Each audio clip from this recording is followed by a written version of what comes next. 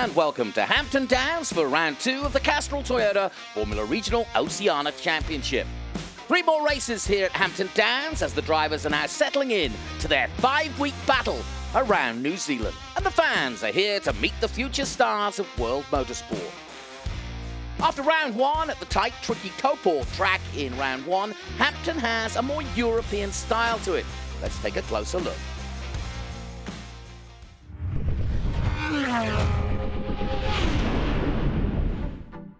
The international circuit at Hampton Downs is 3.8 kilometres long, with 10 corners and an elevation change of over 10 metres. Overtaking opportunities at turn 1, turn 2, 9 and 10, before the crucial exit of the last corner to get a good drive up the long hill to the start-finish. Track temperatures nice and cool, actually, 26 degrees. We're looking at Arvid Lindblad, our championship leader. A little bit of a target on his back, if you will. Not only is he dressed in the famous Red Bull colours, he's also down here with one mandate and one mandate only. You have to come back with super license points, of which there are 18 to the winner of this championship, and that would put him in the hot seat in terms of being ready for Formula One. Scholar with a 1:28.4, so that matches the fastest time of yesterday. He is flying, and he's on another heater as well, using all the road on the exit of 1. I know he's a Kiwi, he lives in the United Arab Emirates, but he's never raced in New Zealand until last weekend. And again, he's topping the times and surprising everybody. As Lindblad goes quicker again, 1:28.28, and again the time's clocking down, but it's going to be close and it's going to be fast. Pearson makes his way into P2. Look how close it is between them. 1:28.3 for Schooler. Wow. He's gone faster. Josh Pearson with a 1:28.3, 7/100th of a second quicker. It is tight between those top 3. Pearson goes quickest. 1:28.1. Wow. That is the fastest lap ever for an FT60 around Hampton Downs. These guys are absolutely flying. As we look at Lindblad, he is on a lap as well. This is looking good for the number 4 Red Bull M2 racing driver as he comes up the hill to complete this lap. Will he get the provisional pole? We're about to find out. He crosses the line now. He's done it. And he does it. 1:28.074. Beautifully done by the Brit. It's going to be Great Britain's Arvid Lindblad and your championship leader, who's going to lead the field into the first race. Remember, reverse top 8 for race 2 tomorrow, and the feature race will follow a longer format and more points than race 2. Well, Arvid, congratulations. How satisfying was that, knowing you really had to put it down at the end? Yeah, I did. To be honest, the team gave me a really good car, and I didn't do a good job in the early laps, so I made my life a bit difficult. So yeah, I'm thankful to them, because I think we made a good step forward from Taupo, and they really saved me today. Would love to know your thoughts on this track. Is it more of your style? I don't know. I really enjoy the circuit. I don't know if it's more my style or not, but I think it's really cool. There's a really nice flow to it, and it's quite challenging with the bumps, which is something I'm not really used to, but it's a new element that I have to sort of deal with and try to adapt to, which has been good over the last couple of days. So I'm having fun so far.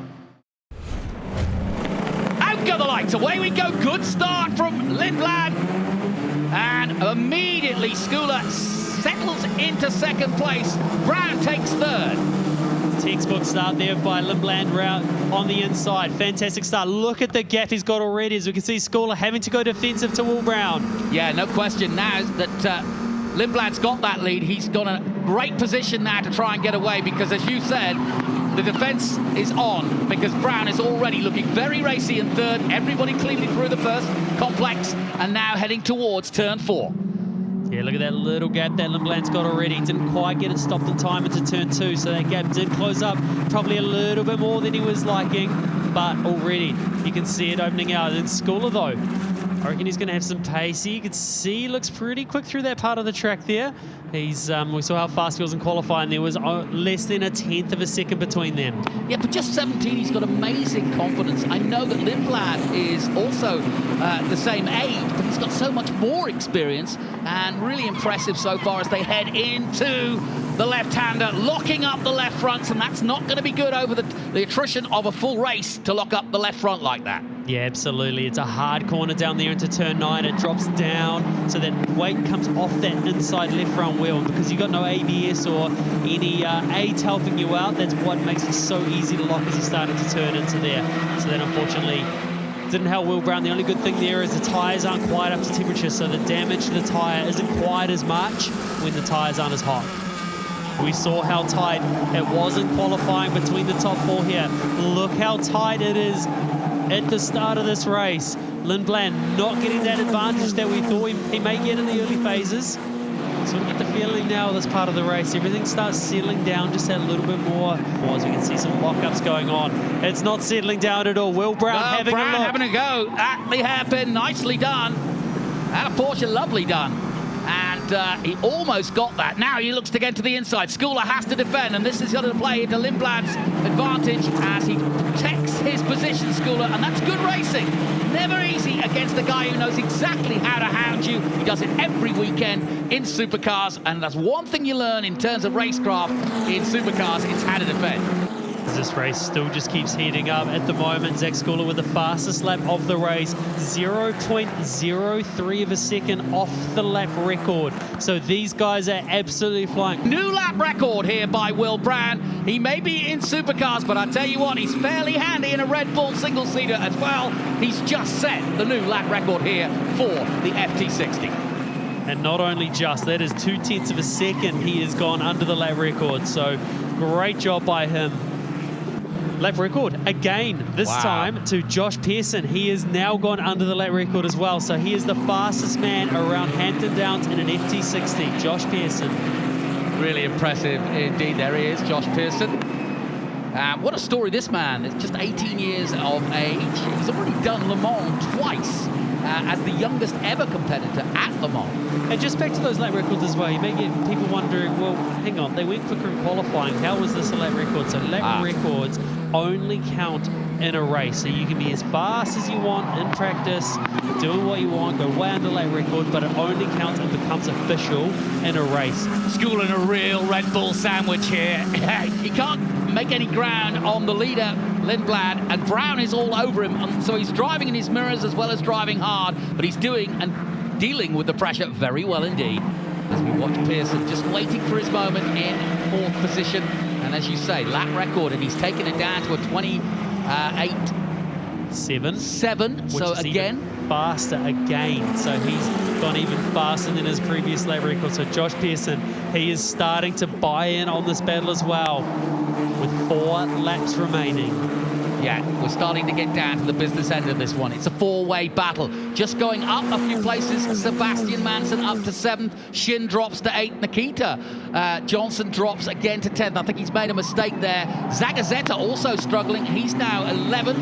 Bowling remains 12th. Denier Montiero's up to 14th position. He's got ahead of Statty Wolf and Lawley, having started at the back. A retirement for Zagazeta. Front wing is missing off the car as he comes down the pit lane in front of us. Let's have a look at what happened. I think he just banged into the back of Shin. Yeah, it might have even been Manson up in front there. You could see he was just right up and behind Manson. So either way, it's he's certainly come off second best in that one. But this is the final lap as the Red Bull man, makes a slight mistake there into turn 1. Has this given Schooler an opportunity to catch up? Just a little wiggle. That's all it takes, just to run that little bit wide. Schooler would have seen that as well, that Lindblad was a little bit wide at turn 1. Under brakes, you can see Schooler there running that little bit wider line, trying to get the launch out of turn number 2 here. Where would you go? You've got to have a go at turn 8. I reckon that's one of the spots to have a go. So you just got to do your best up through this section. But at the same time, with these cars in the aero, it's so hard to stay in behind the car in front with all that aero wash. As they make their way into here, you've got a lot of aero up over here. It's blind, it's bumpy, it's slightly off camber on the exit of here. Can you get close enough to fire it up the inside? Not quite enough. Your next opportunity is down onto turn 9. Is he going to be close enough? Not quite, I don't think. 20 years of celebration of the Toyota Racing Series, and this year we celebrate that fact. Brendan Hartley, who was at Topor last week, the winner of the first ever race. And right now, Great Britain, who of course have had a huge part in the Tasman Series of old, back in the 50s when Sterling Moss, Bruce McLaren, and of course, so many others. Denny Hulme, Back in the day, Bruce McLaren, so many greats from New Zealand, and Schooler starting to make his name. But it's Arvid Lindblad who does it again at Hampton Downs for M2 competition. His win will extend his lead in the championship. Schooler takes second. Will Brown of Australia takes third. Josh Pearson of the USA takes fourth. And Huizenrode is fifth. Rashid, his best result is sixth. Manson seventh. Nikita Johnson is eighth. Shin ninth. Crosby 10th. And that means that Nikita Johnson will start pole from race 2. Cracking start, mate. You must be satisfied with that. Yeah, it was not an easy race. It was quite long. Yeah, that's especially how it felt in the car. But yeah, no, I knew it was going to be difficult from already, to be honest. Lap 1 or lap 2, I wasn't very happy. And I had to really try to adapt and make the most of the car underneath me. But yeah, it was not easy out there. But thank you to the team, because yeah, they did a really good job today. Talk about laps 2 and 3. You got a pretty good break on the field, and then it pulled back. Was that the reason why they came back on you? Yeah, I was struggling, so it wasn't easy in the car, and I had to adapt. But yeah, that was the way it was. You said to me after the pole position chat that you needed to work on some things. What were those things in this race? You see you weren't happy again. No, I mean, to be honest, in quali that was just on my side. I just didn't do a fantastic lap, whereas now it was just hard work in general. Well done, mate. Thank you. Back-to-back wins then for Arvid Lindblad of Great Britain. But the Kiwi Schooler and the Aussie Brown are hot on his heels. We'll take a short break and we'll be right back with race 2.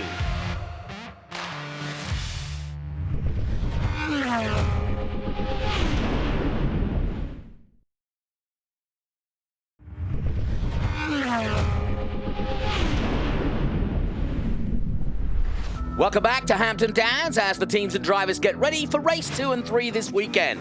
Now, perhaps the surprise package so far this season is MTech driver 17-year-old Zach Schooler. Let's catch up with him. And he truly has schooled the rest of the field as Zach Schooler takes the win for MTech. What a moment for he and his team. Has that sunk in last week, and did you think you could start this championship that way? Honestly, it was definitely a surprise last week, but it's shown us how we can do it, and now new week, new race, and we're just gonna try and replicate. Family love motor racing, and a really neat moment a little earlier today when your dad arrived from the UAE. Yeah, no, it was really cool, you know. All my family live over here, so they all get to come watch, and they've never really been able to watch my racing before, so it's pretty special to me. You've come to catch up with him after a very good start to this championship. What was your reaction? Look, you know, I have to be honest, Greg, it was absolutely phenomenal. Zach turning up to this championship after winning the Tony Quinn Foundation and, you know, going out and polling the way he did and winning race 1. Absolutely phenomenal for a rookie driver. And country hasn't raced before, and Nkari hasn't raced before. So it was absolute magic to watch. He's had to kind of stand on his own 2 feet in order to get that Tony Quinn Foundation support. But there is a connection between you and Tony. Are you comfortable to tell us a bit about that? Yeah, I mean, you know, circa 12 years ago, you know, I was doing a lot of Targa rally at the time, and Tony Quinn was doing a lot of Targa rallying at the time. And I had a moment where ambition exceeded talent, shall we say. And, you know, it was a moment where, unfortunately, I had a big accident, a life-changing incident that happened at that particular point in time. And, you know, the first car on site after that crash was Tony Quinn and Naomi Tillett. And, frankly, they were there and they saved my life. Stuart was in front of us and he took off. And then all of a sudden I saw this big grey dust, like not explosion, but just a big dust cloud. And we came round the corner and he'd run into a bridge, a culvert on the bridge. And the car was smoking. We stopped, we jumped out. And then the navigator was in the back. So we dragged the navigator out of the car and got him beside the car. And because the car was on fire, I looked underneath the car to make sure that fire wasn't coming from oil or exhaust, you know. And when I looked underneath the car, I saw part of Stuart's leg, bottom part of his leg, in a place that it shouldn't have been, because he was there and his legs in. I thought, wow. So we got up, and Naomi Tillett, my navigator, jumped into the car and we tied a tourniquet around his leg. And by this time, you got to understand that there's another car's come, and we said, go to the end of the stage and get the emergency guys to come in. So there's all that shit happening. And but luckily we put the fire out and we got Stuart in a position where he was, you know, stable-ish. And luckily for Stuart and everybody, I think there was a doctor that came in the third car or something, you know, and he then took over the scene. So that was that. And then, look, 20 years later, 15 years later, whatever it is, this young kid, Zach Scholar, comes through the academy, and to be quite fair, he was substantially better than the other guys in the shootout. And so he got the gig, and it turned out to be the son of Stuart.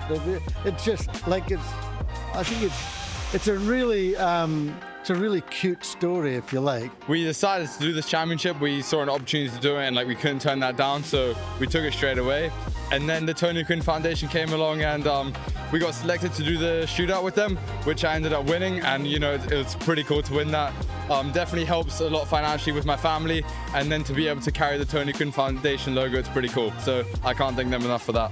Do you feel like you can keep the momentum going? This is going to be a tough championship this year, isn't it? Oh yeah, it's definitely going to be tough. And you know, coming in as a rookie, like we didn't really have any expectations at first, but now after round one, you know, like we want to keep the momentum going. Off the front row, we've got the Kiwi, Seb Manson, and Nikita Johnson. Yeah, Nikita Johnson's best chance of a win so far. He's been quick and proven it, but he hasn't had the results yet. And as you say, Manson alongside him. Rashid gets his best start of third, and Huizenrode is due a podium. He starts fourth. Pearson fifth, and Will Brown, remember his last day of racing here before the Grand Prix.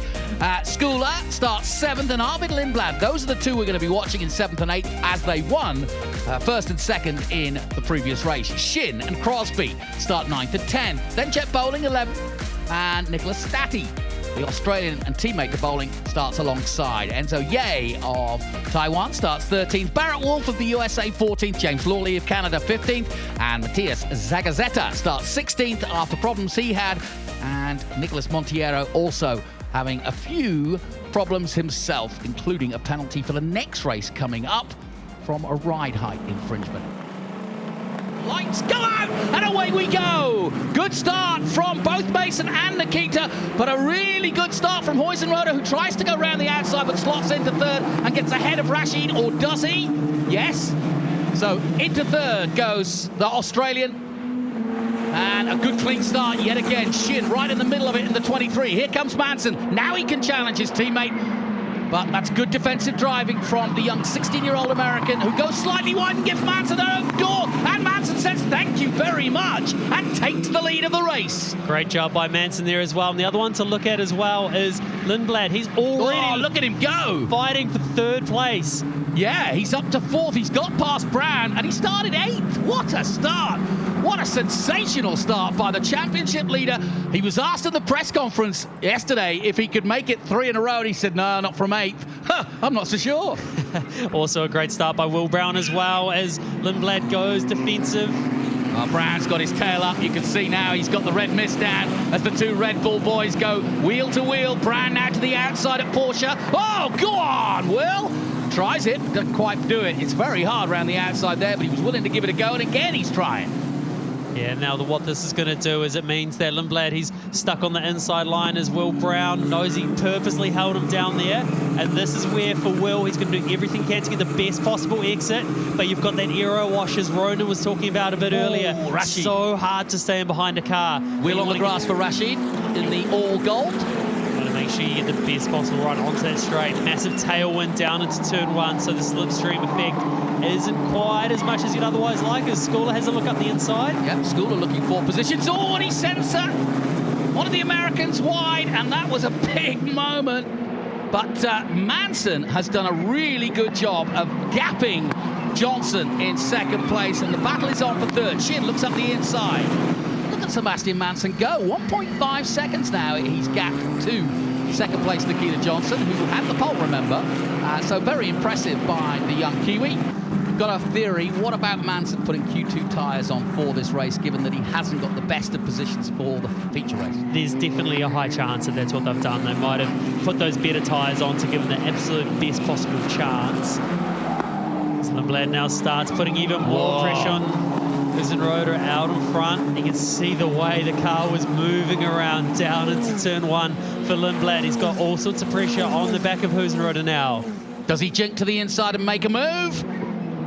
Not this time. Well, this is a real test for this young Australian. He's under pressure from the championship leader, the number 4 from Great Britain, Arvid Lindblad, a name you should and will remember in years to come because he is on the fast track to Formula 1. So this is where he needs to start setting the move up. He got a good run out of turn 10. He's getting the slipstream down into turn 1. Not quite close enough for a move into turn 1. He knows how important this turn 1 is. Needs to stay right in that slipstream. Be focusing on getting on the gas as early as he possibly can to get the run out of there. You said turn 2, and it looks as though he's like getting a slipstream and going for an inside move. Does he do it? Can't. Oh, yes! Look. Here we go. Hold it, hold it, hold it, hold it, hold it, hold it. This is where he was so good on the first lap. Can he squeeze around the outside? Well, he's trying. I'll give him that. Oh, and Huizenrode gives him enough room, but doesn't let him through. Good racing. But still, Lindblad comes into turn 1 again. This is where he's looked so good. This is the important part from here, getting on the gas as early as he can. He's still close enough, but Huizenrode knows that he's going to be looking to the inside once again. Huizenrode moves over just a little bit. Is Lindblad going to fire it up the inside? Yes, he does. That is a nice fire, and that was a classic textbook overtake. But back comes Huizenrode. Anything you can do, I can do too. And they're side by side. Wow, great racing. Lindblad just holds on. To have a look once again. So you can see they're nearly at the point where they're on the brakes. So just before the braking, you see Lindblad over to the right, got up the inside, slight lock up, made it stick. Just looking at that gap as well between Nikita Johnson and Seb Hansen, it is starting to narrow up just a little bit. It's 2/10 on that last lap, so that gap is slowly starting to come down as well, as you can see on shot here. Yeah, Nikita's definitely taken, what, 6/10 out of him in the last few laps, and now you can see the gap for yourself. Oh, you can hear some slight little lockups on the way into turn 2. Very, very easily done. And the other one and behind as well as Lindblad. He's starting to close that gap just a little bit. Last lap was a 29.1 versus a 29.4. So Lindblad was 0.3 of a second quicker than the 2 cars in front. So with a few laps to go, I reckon he's got a chance of getting on the back of these guys. Lindblad, 1.6 seconds off Nikita Johnson, who is 1.4 seconds off Manson, who has controlled brilliantly. The young man from New Zealand, obviously backed by his father's company, a well-known name in New Zealand, but now, and his dad, of course, a racer himself, but now Sebastian is making his name. He's raced a little bit in the States, he's raced in Japan, and now a full season of TRS will do him no harm. He's still a youngster, still a teenager, and this is going to help a lot, isn't it? It certainly is. Any win is a boost to your confidence, and the way that Seb has driven in this race, no mistakes all race. He's controlled that gap beautifully out in front. Here he comes then. The heat haze rising. A beautiful day here at Hampton. The breeze just keeping things cool. Good crowd watching on. And it'll be really pleasing for them to see Skula win in Taupo. And now another Kiwi on his way to win here at Hampton Downs. 2 more corners to navigate. Focusing on the exit of turn number 9 there.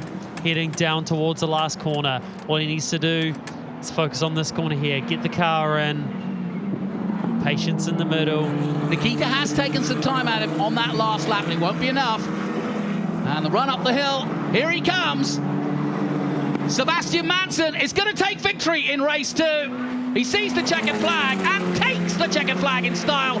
A flag-to-flag victory for the young man from New Zealand. Sebastian Manson wins at home.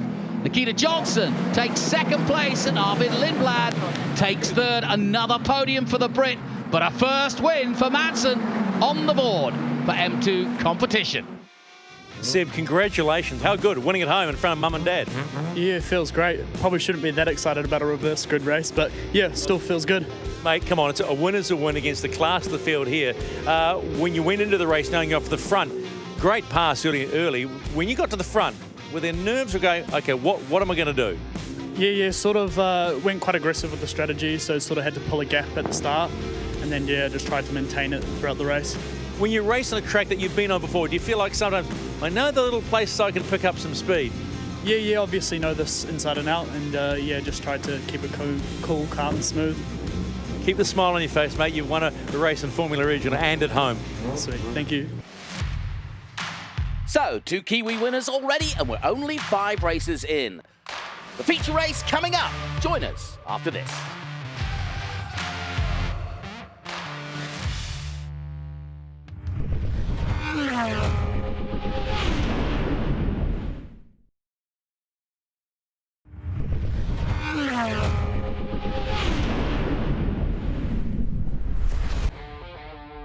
Welcome back to Hampton Downs as the drivers prepare for the longest race of the weekend, which will really be a tough physical challenge around the 3.8 kilometre track. The grid is set, but let's see how they got there.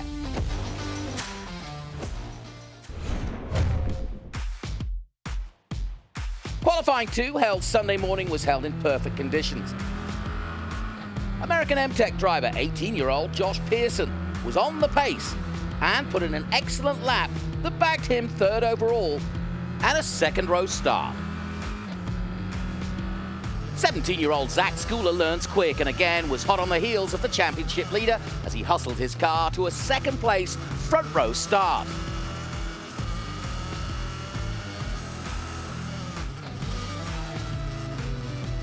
But once again, it was Britain's Arvid Lindblad who set the pace, getting pole position for M2 competition. The 17-year-old Red Bull Junior spoke to Stephen MacGyver after getting that pole. Here we go again. Another pole position for the feature race and a longer race. What did you learn from yesterday? I'm a bit happier today. I think I did a bit of a better job. I think the car was in a slightly better window, but I mean, I improved the mistakes from yesterday, and overall, yeah, it was definitely a more enjoyable and a better quality. Well, nice to see you happy, but that's the most important thing. Was there much assistance coming onto the front straight with that wind? Yeah, but I guess that's just for everyone, though. Yeah. So, yeah, it changed a little bit. The car obviously has a bit of aero, so it has a bit of an effect, but it didn't really affect much, just a bit of extra top speed, so it's always a good thing. Another pole position, congratulations. Thank you. Here's the grid then for the feature race, and as you said, Arvid Lindblad, very impressive for Great Britain. Zach Schooler, though, of New Zealand will be pushing him all the way. Josh Pearson, not used to standing starts because he's an Indy guy, using rolling starts. Nikita Johnson's done some racing in the UK. He's up for it. Will Brown is 5th place, his last race here before the Grand Prix. And Sean Rashid, we got a new insight from him. Zagazeta struggling. He was 2nd in the championship. He needs the points. Sebastian Manson, a winner today. Patrick Hoysten-Roda starts 9th. Michael Shin, 10th for South Korea. Alex Crosby, 11th. Enzo Ye of Chinese Taipei, then Stati of Australia, Monteiro of Brazil, Jet Bowling starts 15th, Barrett Wolf, his teammate from the USA, and James Lawley, well, he's actually teammate with Giles, but they are teammates back in the US, and looking forward to what Barrett Wolf and the boys at the back can do. They also have their own race and their own chance to be the top rookie. Out go the lights, away we go, and Schooler gets a good start, and he's side by side with Lindblad as they head for the first corner. He may get this. Schooler side by side still as they go through the apex and out. They touched almost for a second there. Schooler still in it. Lindblad trying to hold on. He's got the inside line, the better line, but Schooler won't let him go. Now he slots into 2nd, looks to the inside, can't quite do it. Round the outside goes Nikita Johnson. On the inside is Pearson, but Lindblad gets the lead. Somebody going wide there at the back. Monteiro goes to the back because of that. And the Brazilian will have work to do, but it's Lindblad who leads. That was tight out of the first corner. They touched on the exit of the corner. You can tell how much. Oh, is Will Brown up the inside as well. Nicely done, Will Brown. Going wheel to wheel with Pearson, but Pearson says no. And cuts off his nose and continues in 3rd. Lindblad with a little bit of wheel spin on the exit of turn 7 there. Well, Pearson told us himself that the first lap is the key, and that's why he's fighting so hard now with Brown. And likewise, Schooler is not letting Arvid Lindblad go, and a lock-up from Rashid there as he loses a spot. Manson's got ahead of him. Great start, just what we wanted. Here comes Brown again on Pearson. Look how defensive Pearson's been. This is Brown's opportunity. Whoa, up the inside. He's got a nice line there, and he should get really good slipstream up the hill. As you can see, Pearson trying to get out of that slipstream.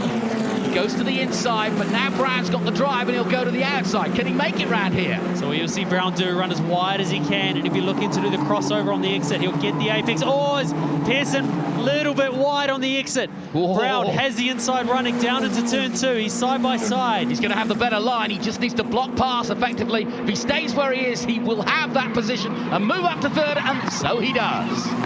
A little bit of a lock-up on the way in. That won't hurt his tyre too much. Nikita Johnson didn't get a very good start either. He's moved back a little bit. Yeah, and the man moving is Mateus Zagazeta, who is in 6th place, and he's pushing hard now on Nikita Johnson. Also moving forward, Jet Bowling makes up a place, as does Sebastian Manson, who's up to 8th. So then, we're looking at the times coming down, and first sector to Arvin Lindblad, fastest sector of 16.3. He's trying to edge out a gap. At the moment, it's 0.6. He's got a 10th more than he had before on Skula, but that's not something that will satisfy him just yet. He'll want more. Coming up to Double B again. See, it's as part of the track here as we're talking about. See, Will Brown starts closing in, and Skula starts losing ground on Lindblad. So, oh, you can see this. Skula's working the car hard, a little bit sideways on the exit. It's quite a hard corner. You finally get on the exit of the Double B there. You've got to quickly get the car back to the other side of the track. Here comes Montiero around the outside of turn 1. Can he get past Bowling? Oh, this is dicey stuff. They're wheel to wheel. It's a drag race to turn 2.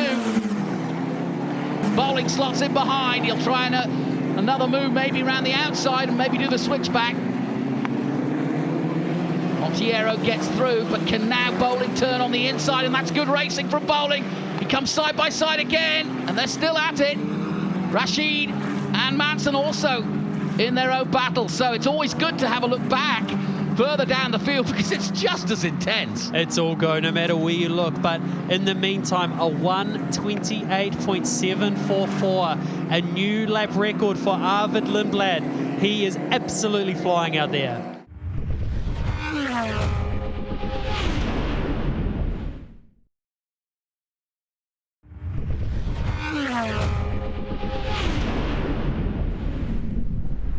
Lindblad has taken the gap to 1.2 seconds. And Skula takes it down even further. 28.4, he's on the run. And wouldn't that be a story? The bouncing over the curves coming out of Double B. Look at that little slide. As he turned in, as he went over the bumps, it actually completely threw the steering to an opposite lock. So that's how hard these drivers are fighting. As they're turning the wheel into that corner, they don't want the car to bounce back the other way, but it's just so hard to get those cars through that corner. It is just so physical. Even there, you can see the way, the feedback in the steering. They are working these cars so hard, and you've got to think how heavy these cars are to get through the corners. You're fighting at the same time. Ha! How about this? Will Brown says anything you can do. 1:28.469. Another best lap time. It's like a game of tennis at the moment. It certainly is. But again, that just goes back to what I'm saying about how hard these drivers are pushing each other on. Right there, you can see the way the car bounces, snaps the car into an oversteer as they're trying to fight the steering. They've got that aero wash that we were talking about earlier on as well. There's so many elements to this race. Yes, it looks like they're just sort of following each other around, but at the same time, you can see a lock up there.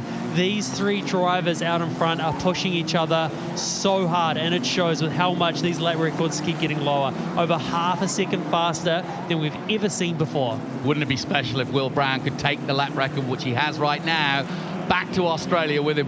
He said in the press conference last night that he made the mistake of talking about IndyCar back in Australia once, and everybody started writing that he was planning on going to Indy, which he isn't, but he just sort of said, Will Brown spins! As we say that commentator's flight, we're picking him up, and he turns right. That's the knife edge they were on. That is a classic example just to show how on edge these drivers are. All it took was the rear end to just snap just a little bit. So if we have a look at the onboard once again, the rear end just got away from him right there. And at that point, he is sideways from that point. He's doing everything he can to correct. You've got to remember there's that massive tailwind down into turn 1. So that's not helping. So you've got that tailwind plus the aero wash from the car in front tiny mistake, but again, that just shows how hard these drivers are pushing. Brown hounding on the back of Michael Shin in the 23. Last time out, a 28.7 by Brown, a 29.0 from Shin. So he's faster than Shin, but Shin is making it difficult, as you'd expect, for him to get past. Now, is he a bit more wary at turning one, or does he just throw caution to the wind? Knowing him, I think he'll throw caution to the wind. Oh, I think so. A little bit of a look up the inside there. Not quite enough. But he's tucked himself in now as they head that long run down to turn 2. He's got a chance for a lunge here. Shin closes the door. Brown goes to the outside. We'll look for the switch back here, but Shin again closes the door. Won't let him through, and that's good racing from Shin. Whoa, Shin almost got a little sideways then, and that's allowed Brown to catch up. Now, this is where I was saying, coming into this next corner where Brown is so strong. See how close he gets? Right up and behind, but then this is not usually a corner that you're able to get the passing, so in some ways it gets frustrating at this point. You're getting up behind, doing all you can, and then from here, this is where that aero rush is really bad because he's still fast enough that those wings are doing a lot of work as he's using a bit of grass on the inside. He's trying to shortcut it. Well, it is an intense race, and you're not missing anything at the front. Arvid Lindblad still has a 1.4 second lead. Skula took a 10th out of him in that last lap. We look at the lap times. Arvid Lindblad, he has just lowered that lap record again. So the lap record now goes to Arvid Lindblad. He has still got plenty in the tank. He is pressing on. And again, Brown putting the pressure on. Surely he's going to make it stick soon. But Shin is doing a great job, you know. Now Brown has a chance. He gets sideways. It would have been a chance had he not got a little bit of opposite lock, and he loses out again. But Shin hanging on for dear life at this point. Brown all over him like a rash. Arvid Lindblad, he has eclipsed the lap record again, now down to a 28.3. And that's taken his gap to 1.9 seconds. And I always say 2 seconds and you're in control of a race. And he's pretty much nigh on there at 9.45. Now Shin, defensive driving by the South Korean. The Australian, though, now tries to round the outside. Now he turns it in. If he doesn't get slide here, he may just go round the outside, but he can't do it. Shin's driving really, really well. One more lap around Hampton Downs for the Alliance, Hampton Downs International. Well, we're watching a masterclass, and this is very reminiscent of 2016, when a certain F4 champion from Great Britain, Lando Norris, came here from Great Britain, and we knew who he was. No question about that. We'd heard about him, and everybody said, this kid's, you know, been picked for big things, and he proved it. And that's what Lindblad is doing. He arrived with the same kind of notoriety. In fact, you know, Helmut Marko put more pressure on by saying, you got to get the super license points so you're ready.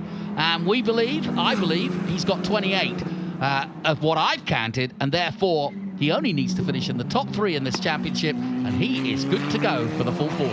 You're wanting all the maximum super license points he can get, and he's on his way to receive just that. I know we're only on the second round, but he is certainly starting to prove himself as the one to beat. So just one corner to go for Arvid Lindblad in the Red Bull colours. We saw Richard Bashaw, we saw Liam Lawson, we saw Van Hopen, we've seen Shane van Gisbergen, all in these colours, and now it's Arvid Lindblad who takes victory here at Hampton Downs, and he does it by a country mile of almost 3 seconds over the Kiwi that is Zach Skula. Pearson comes across the line. He's 7.5 seconds off the lead. Nikita Johnson is 4th, Zagazeta 5th, Huizenrode 6th. Michael Shin does a remarkable job of holding off Will Brown, but Will Brown gets the save of the day and manages to make it into the 8th position ahead of Sean Rashid of the USA in 9th and Manson of New Zealand in 10th. Let me ask you this question. Give me an honest answer. Are you happy in the car? Because that was a beautiful drive. Yeah, it was. The start was a bit difficult. It was a bit hairy in turn 1. But then, yeah, the first couple of laps weren't easy. But then, yeah, kind of settled down into the rhythm and started extending the gap. And then, yeah, it was nice to drive. The second half still wasn't super easy. I mean, Zach was constantly putting me under pressure. He wasn't super close, but I knew that if I made a mistake, he would be right there. So I still had to stay fully focused until the end. I'll ask you the question. Was there any touch in turn one? No, I'd say it was pretty clean, to be honest. Tried to go around the outside, nearly made a stick, but just wasn't really alongside enough. How long did you think you'd hang in there and try and push on those? Just the first 2 laps?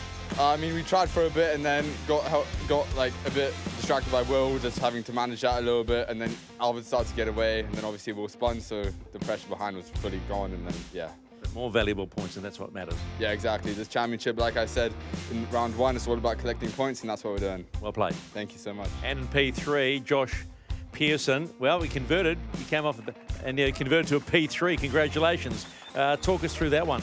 Yeah, tricky race. You know, I think we tried to go a little bit further forward on balance for air wash, and then I ended up all alone. So it was a little bit more sketchy on the entries of the corners, but yeah, still a great car to drive. Imtech, you know, these guys did a great job giving me a car that was fast all weekend. So I'm really happy to be able to get a podium for them and bring a good result home this weekend. Feel you can get faster? Yeah, I feel like I can be a little bit quicker. I think there's more out there, but I've really been enjoying the tracks here and learning the car here, so I'm loving it right now. Well, Lindblad may be dominating the trophy chase, but Zach Schooler and a host of others aren't far behind. Pearson and Johnson both getting podiums this weekend.